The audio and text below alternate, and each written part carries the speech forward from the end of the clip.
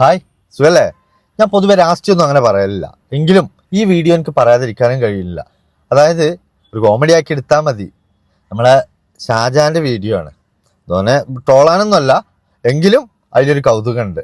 രണ്ടും ഒരാളാകും കൊണ്ട് ഒരു പ്രത്യേകമുള്ള വീഡിയോ ആണ്. ഒന്ന് കണ്ടു നോക്കിയേ.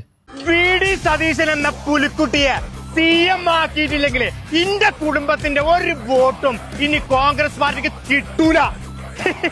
ഇപ്പൊ കുറച്ച് കസാര മോഹിയാണ് ഇറങ്ങിക്കണോ. ഇതൊക്കെ നിങ്ങൾക്ക് ഒരു കസാര. നിങ്ങൾ ആഴ്ചയിലെ ഇതിലൊന്ന് മാറി അങ്ങോട്ട് ഇരുന്നൂടി. TD സതീശൻ എന്ന വ്യക്തിയെ കോൺഗ്രസ് പാർട്ടിനെ പൊന്തിച്ചു കൊടുന്നപ്പോഴേ ഇപ്പൊ എല്ലാവർക്കും ഒരു മോഹം. നിങ്ങൾ ഓർത്തോളി, കേരള ജനത അടുത്ത ഇലക്ഷനിൽ നിങ്ങൾക്ക് ഇതൊരു വലിയ മറുപടി തരം. കേരളത്തിൽ ഏറ്റവും അർഹതപ്പെട്ട CM ആവാനേ അത് VD തന്നെയാണ്. ഞങ്ങളെ ഈ യൂത്ത് മൊത്തം VD സതീശന്റെ കൂടെ ഉണ്ട്. ഞങ്ങൾ എന്താ പറയാ, ഒന്നെ പറഞ്ഞു, ഇത് നിങ്ങൾക്ക് വലിയൊരു പാടാണ് എന്നുള്ളത്. പൊതുവെ ഈ ഒരു എന്താ പറയാ ഇലക്ഷനിൽ ഏറ്റവും ഹൈലൈറ്റ് ആയി നിന്നൊരു വിഷയമാണ് വണ്ടികളുടെ മോഡിഫിക്കേഷനൊക്കെ ഫുള്ള് അലൗഡ് ആയിരിക്കും. ചെറുപ്പക്കാരല്ലേ, അങ്ങോട്ട് ചെയ്യട്ടെ, ആസ്വദിക്കട്ടെ പോലെയെന്ന്. എന്നാ ഞമ്മക്കേ ഇതും കൂടി ഒന്നാണ് കാണാം. അപ്പൊ ചങ്ങായിമാരാ, ഇന്നലെ ഇപ്പൊ നമ്മളെ വീണ്ടും MVD പൊക്കി. ഒന്നും പറയണ്ട, നമ്മളൊരു സമയദോഷം എന്ന് പറഞ്ഞാൽ മതി. ഫുള്ള് സ്റ്റിക്കറും കാര്യങ്ങളൊക്കെ ഇളക്കിയിട്ട് ഫുള്ള് വണ്ടി കാണിക്കണം എന്നാണ് മൂപ്പര് പറഞ്ഞത്. എന്താ ഇപ്പൊ ചെയ്യാ? ഇതൊക്കെ എന്ന് പറഞ്ഞിട്ടുണ്ടെങ്കിൽ വെറും ഒരു മാസത്തെ നമ്മളൊരു കമ്പം അല്ലെങ്കിൽ നമ്മളൊരു ആഗ്രഹം കൊണ്ട് ചെയ്തു പോയതാണ്. ഇതിപ്പോ ഒരു മാസം കഴിഞ്ഞ് നമ്മളിത് അയക്കുന്ന എല്ലാവർക്കും അറിയാം. 10,000 റുപ്യ ചെലവാക്കിക്കാണ്ട് ഒട്ടിച്ച സ്റ്റിക്കറാണ് ഇപ്പൊ ഇത്. ആകെ 4 ദിവസമാണ് അയക്കണത്. എന്താ ഇപ്പൊ ചെയ്യാ?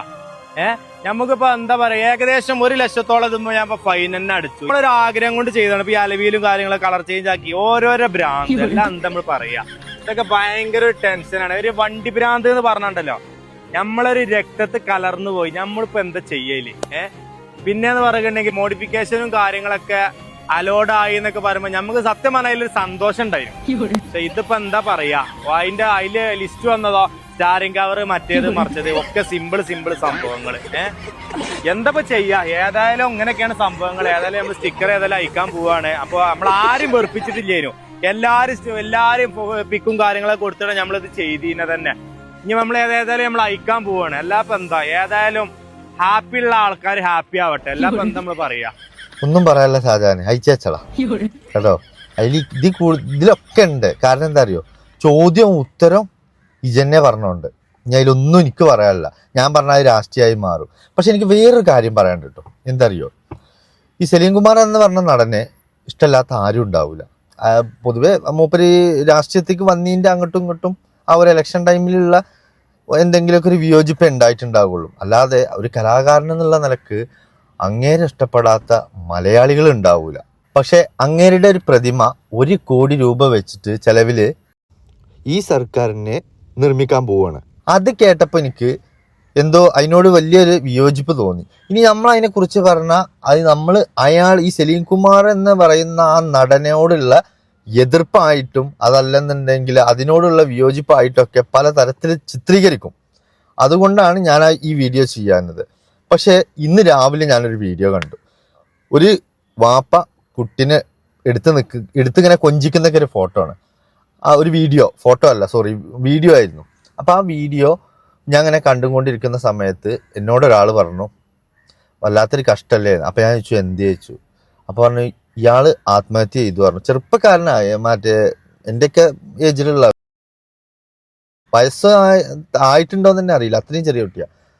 അപ്പൊ ഞാൻ ചോദിച്ചു, എന്ത് പറ്റി ചോദിച്ചു. എങ്ങനെ, ആക്സിഡന്റ് എന്താണോ ചോദിച്ചു. അല്ല, ആക്സിഡന്റ് ഒന്നും അല്ല, ഇയാൾക്ക് ഒരുപാട് കട ഉണ്ടായിരുന്നു അത്രേ.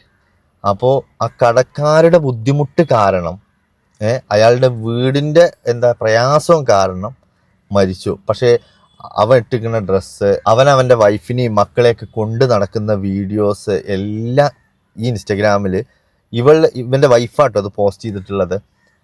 അവർക്ക് പിന്നെ ഞാൻ ഈ വിഷയം പറഞ്ഞപ്പോൾ കയറി നോക്കിയതാ. അപ്പോൾ നല്ല ഡ്രസ്സിങ്, ബൈക്ക് കൊണ്ട് നടക്കുന്നു, പിന്നെ അവർ യാത്ര ചെയ്യുന്നു, ചായ കുടിക്കുന്നു, എല്ലാം ഉണ്ട്. അപ്പോൾ ഒരു ഇതിൽ എഴുതിയിട്ടുണ്ട്, ഇതിൻ്റെയൊക്കെ ഞങ്ങളെ വിട്ടുപോയി, കടക്കാരെ സ്വൈരം കാരണം പിന്നെ എൻ്റെ കാക്കക്ക് കടം വീട്ടാൻ പറ്റിയില്ല, അതുകൊണ്ട് ഞങ്ങളോടെല്ലാം ക്ഷമ ചോദിച്ചിട്ടാണ് ഈ പേപ്പറിൽ എഴുതി വെച്ചിട്ട് ആൾ ആത്മഹത്യ ചെയ്തു. ഇനി ഞങ്ങൾക്ക് ഞങ്ങളെക്കാനെ ഒരിക്കലും ഈ ഭൂമിയിൽ വെച്ചിട്ട് തിരികെ കിട്ടൂല എന്നൊക്കെ പറഞ്ഞിട്ട് ആ പെണ്ണ് എഴുതിയത് കണ്ടപ്പോൾ തന്നെ എനിക്ക് ഭയങ്കര സങ്കടമായി.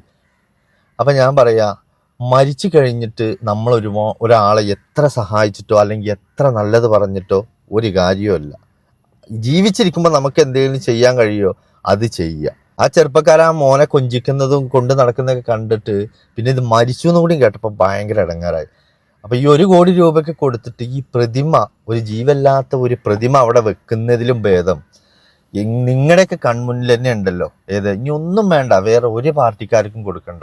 കോൺഗ്രസ് പാർട്ടി ഭരിക്കുമ്പോൾ അതിൽ തന്നെ ഉണ്ടാവും ആളുകൾ, ഇത്തരത്തിലുള്ള ആളുകൾ. ഒരാളോട് ചോദിക്കാനുള്ള പിന്നെ മാനക്കേട്, അല്ലെങ്കിൽ ചോദിച്ചിട്ട് കിട്ടാതെ പോക്ക്, എത്രയോ പ്രതിസന്ധികളിലൂടെ കടന്നു പോകുന്ന നമുക്ക് അറിയാവുന്ന ആളുകൾ തന്നെ ഉണ്ട്. അങ്ങോട്ട് സഹായിച്ചുകൂടെ? അല്ലെങ്കിൽ എത്രയോ മക്കൾ നോക്കാത്ത മാതാപിതാക്കളുണ്ട്, അവരെ സഹായിച്ചുകൂടെ? എന്തെല്ലാം ഓപ്ഷൻ നമ്മുടെ ഈ കേരളത്തിൽ തന്നെ കിടപ്പുണ്ട്. അതൊക്കെ മാറ്റി വെച്ചിട്ട് 1 കോടി രൂപ കൊടുത്തിട്ട് ഈ സലീം കുമാറിന്റെ പ്രതിമ വെക്കുന്നതോട് എനിക്കെന്തായാലും യോജിപ്പില്ല. ഞാൻ എൻ്റെ നിലപാട് പറഞ്ഞു. ആ ഒരു കലാകാരനോട് എനിക്ക് ഒരു എതിർപ്പുമില്ല. ഞാൻ എപ്പോൾ അയാളുടെ കണ്ട രംഗമാണെങ്കിൽ കൂടി സലീം കുമാറിന്റെ ഒരു കോമഡി കണ്ടാൽ ഞാൻ വീണ്ടും കാണുന്ന ആളാ. എനിക്ക് അത്രയും ഇഷ്ടമുള്ള ആളാ. എൻ്റെ ഒരു അഭിപ്രായത്തിൽ ഏതെങ്കിലും സാഹചര്യത്തിൽ ഈ മനുഷ്യനോട് തന്നെ 1 കോടി രൂപ കൊടുത്തിട്ട് ഞങ്ങൾ ഇങ്ങനെ നിങ്ങളുടെ പ്രതിമ വെക്കുന്നുണ്ട്, എന്താ നിങ്ങളുടെ അഭിപ്രായം എന്ന് ചോദിച്ചാൽ ഒറ്റയടിക്ക് പറയും, ഒരിക്കലും അത് ചെയ്തു പോകരുത്, അതുകൊണ്ട് നിങ്ങൾ വേറെ എന്തെങ്കിലും നല്ല കാര്യങ്ങൾ ചെയ്യുമെന്നാ പറയാം. ഇപ്പൊ BJP സർക്കാർ എത്രയോ കോടി മുടക്കിയിട്ടാണല്ലോ ഇവിടെ അത് വെച്ചിട്ടുള്ളത്, ഒരു പ്രതിമ വെച്ചിട്ട്. എന്തെങ്കിലും കാര്യമുണ്ടോ? ഒരു കാര്യമല്ല. അപ്പോൾ അത്തരത്തിലുള്ള വിഡ്ഢിത്തങ്ങൾ നമ്മൾ ചെയ്യാതിരിക്കുക. കാരണം നമ്മൾ മലയാളി എന്നുള്ള ഒരു സ്റ്റാൻഡേർഡിൽ ജീവിക്കുന്ന ആളുകളല്ലേ.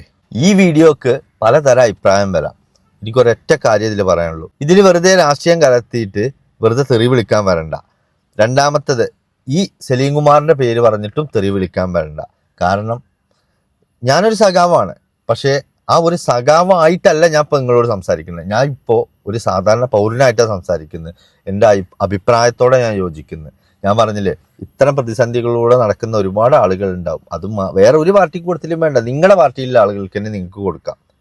എങ്കിലും ഈ ഒരു തീരുമാനത്തോട് മലയാളികൾ എങ്ങനെ യോജിക്കും എന്ന് എനിക്ക് അറിഞ്ഞൂടാ. അതിപ്പോ ഇനി സലീം കുമാർ എന്നല്ല, ഒരാളതും ഒരു പ്രതിമ ഇങ്ങനെ കൊണ്ടുവച്ചു, എന്ത് കാര്യം?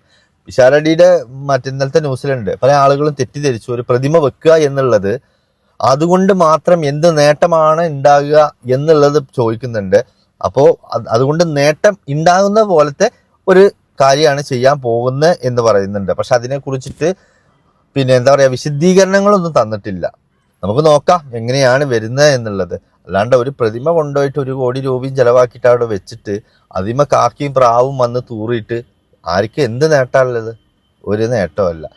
പിന്നെ ഞാൻ ആ വണ്ടിയുടെ ഇത് പറഞ്ഞില്ലേ, ഇവിടെ സതീശ വീടി തന്നെ വരണം എന്ന് പറഞ്ഞിട്ട് ഷാജഹാൻ പറഞ്ഞ ഒരു വീഡിയോ ഞാൻ ആദ്യം ഇട്ട്. രണ്ടാമത് ഞാൻ ഇട്ടത് മോഡിഫിക്കേഷൻ വന്നു, ലിസ്റ്റ് കണ്ടപ്പോൾ സ്റ്റിയറിങ്ങും ഉണ്ട്, ഇതും ഉണ്ട്, വേറെ ഒന്നുമില്ല, എന്താ ഇപ്പം ഞങ്ങൾ ചെയ്യുക എന്ന് ചോദിച്ചിട്ട് ഓൻ തന്നെ അതിന് മറുപടിയും പറഞ്ഞു. അപ്പോൾ ചോദ്യവും ഉത്തരവും പറഞ്ഞുകൊണ്ട് ഇതിലെനിക്ക് റോളൊന്നുമില്ല. ഓക്കെ, വേറെ എന്താ? എന്നാൽ ശരി, എന്തായാലും നിങ്ങളെ അഭിപ്രായം ഒന്ന് പറയും, കേൾക്കട്ടെ, നോക്കാലോ.